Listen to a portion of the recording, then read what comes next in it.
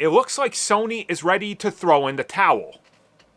Because a brand new report has landed online, and it is gaining some traction, that Sony, after the latest failures, which of course were all their films, even Venom compared to the first two entries, failed to deliver, that they're now considering and talking to Marvel Studios about selling back the Spider-Man IP.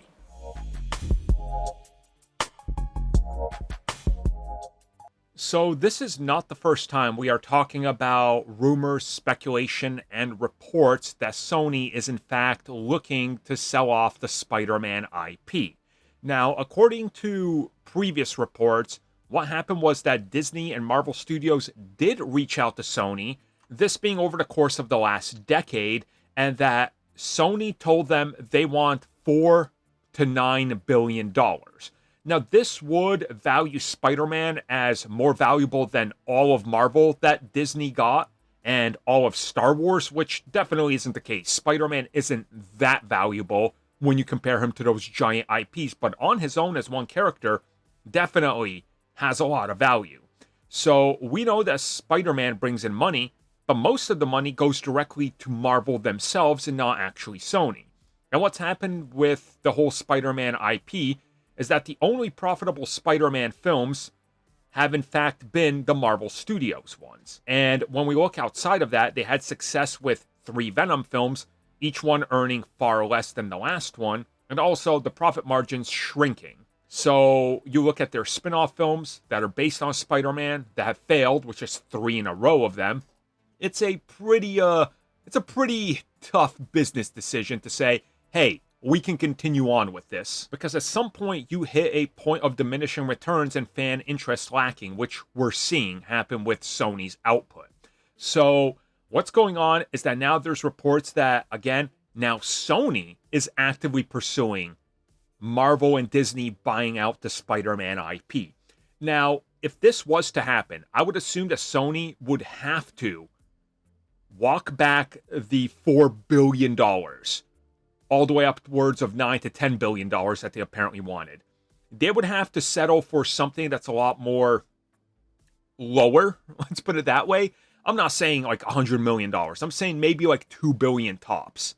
And my guess would be, and I'm just taking a guess here, I want to preface that I do not know anything beyond this.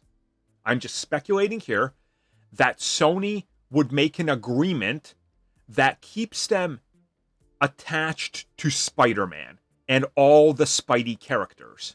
So for example, if Marvel Studios makes a Spider-Gwen film, when they add Venom into whatever, when Spider-Man appears on a Disney Plus show, if this goes down, that Sony gets acknowledgement that they co-own the character still, but also that they get a monetary value.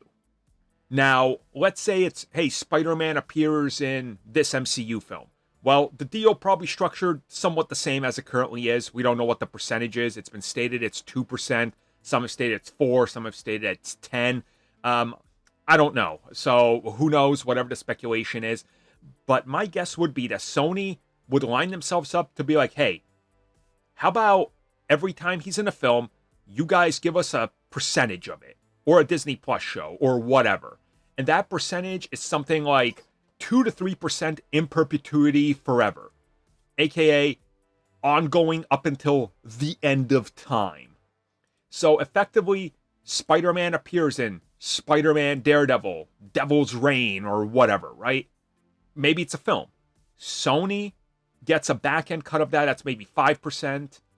And then when he appears somewhere else, or Venom appears in another project or something along those lines, like Captain America gets symbioted in the future, or the X-Men or whatever, or a Spider-Man character appears in X-Men, they would get a small fee. Now, I'm not saying they get 5% like it's rumored they get for Spider-Man appearances, maybe 1%. But 1% off of $1 billion that is going to be invested by Marvel Studios in making, the X-Men, and the back end when they make $1 billion off the box office, and I'm talking $1 billion of investment across multiple years to get the trilogy out, Sony making 1% of multiples of billions of dollars for Spider-Man by not doing anything, it's literally a profit margin. Like, it's all profit for them. So I could see why, if this turns out to be true, Sony would be deciding to go down this route. Now, also, let's talk about what would happen with some of the other stuff, because it's going to get brought up. Effectively, all projects would be canceled that are in development. This would be the same thing as the Fox acquisition, just at a smaller scale. The sale of Spider-Man would not have to go through any sort of regulatory or anything like that. I've already seen people talk about that. Guys, Marvel owns Spider-Man. They're essentially buying him back fully. There's no need for a commission because Marvel and Disney own Spider-Man. They just don't own the film development and distribution rights. And now they co-own them with Sony. So none of that people are talking about or lying is true. Realistically, what you're looking at here is an exchange that would be approved almost immediately compared to anything else. And then what happens is, I would assume, and again, I don't know about this, I would assume that Sony is also going to lobby for continued, in perpetuity, again, forever, license to Spider-Man video games. And instead of having to license it out and pay massive fees like they currently are, because we saw the leaks in the breakdown, that they get a discounted pro rate. So they can effectively use Spider-Man as an exclusive in video games for as long as they want. And this would effectively cheapen their budgets by almost a quarter to 40% without having to pay those crazy royalty fees.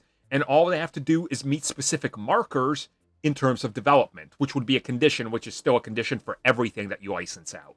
So, honestly, I do think that if this is all true, conversations will be had, and I would not be surprised if the sum of money is correct and Sony isn't demanding too much. Like, they're not like, oh yeah, Avi Arad has to be attached to everything being produced and has to be on the set of everything when we're developing it, that this would go through pretty quickly and we could see movement on it soon. My guess would be this could be something that's completed in the next 2 years leading up to the release of Spider-Man 4.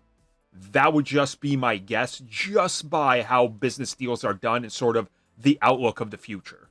And then you also think about the fact that there's a lot of things in motion for Sony in terms of what else they're trying to do with striking deals and distribution of streaming. Disney Plus is pretty lucrative, and it would be for them.